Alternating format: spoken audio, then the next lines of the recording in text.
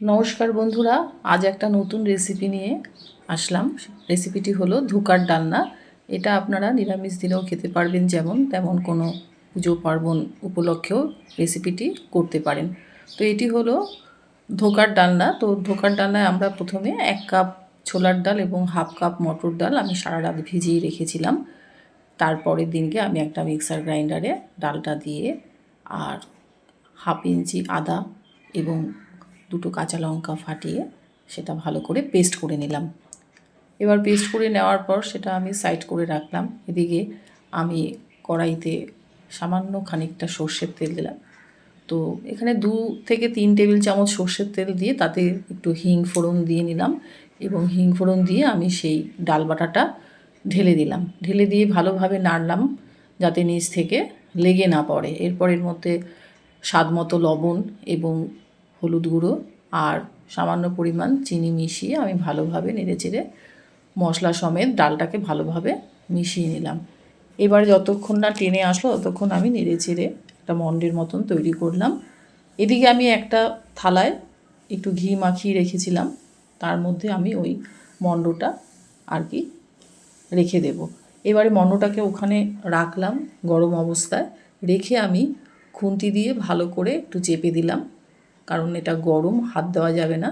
এবং কিছুটা ঠান্ডা হয়ে যাওয়ার পর আমি হাত দিয়ে ভালো করে চেপে চেপে এটাকে একটা স্কোয়ার টাইপের করে নিলাম।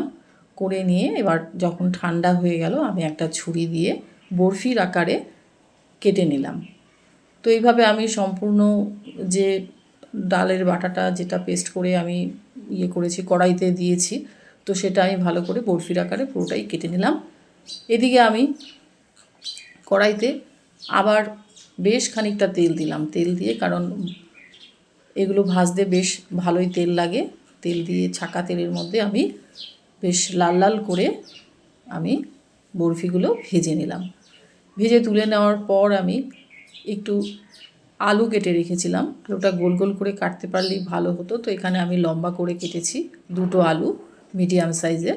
তো 2টো আলু লম্বা করে আমি কেটে নুন হলুদ মাখিয়ে সেই তেলেই ছেড়ে হালকা করে ভেজে নিলাম। এদিকে একটা বাটিতে আমি 2 চামচ জিরের গুঁড়ো, 1 চামচ ধনের গুঁড়ো, 1 চামচ হলুদ গুঁড়ো এবং 1 চামচ লঙ্কার গুঁড়ো দিয়ে তাতে আমি কিছুটা জল দিয়ে ভালো করে মশলাটা মিশিয়ে রেখে দিলাম। আর এদিকে নিয়েছিলাম আমি আদা কাঁচা লঙ্কা বাটা আর একটা টমেটো আমি পেস্ট করে রেখেছিলাম। আর এদিকে আমি কাজু কিশমিশ বাটা নিয়েছিলাম, বেশ খানিকটা কাজু দিয়েছিলাম আর কিছুটা কিশমিশ আমি বেটে পেস্ট করে রেখেছিলাম। কড়াইতে আমি জিরে তেজপাতা ফোড়ন দিয়ে যে মশলাটা আমি ভিজিয়ে রেখেছিলাম সেটা ঢেলে দিলাম।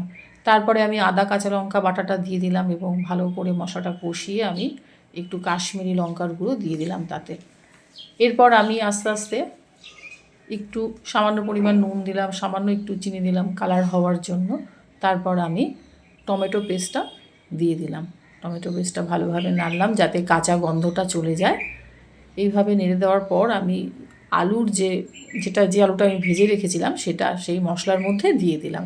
দিয়ে এবার আমি ভালোভাবে নেড়ে চেড়ে কাজু কিশমিশ বাটাটা আস্তে আস্তে ঢেলে দিলাম গ্যাসটা কমিয়ে, কারণ কাজু আর কিশমিশ এই বাটাটা নিচ থেকে কিন্তু লেগে যায়।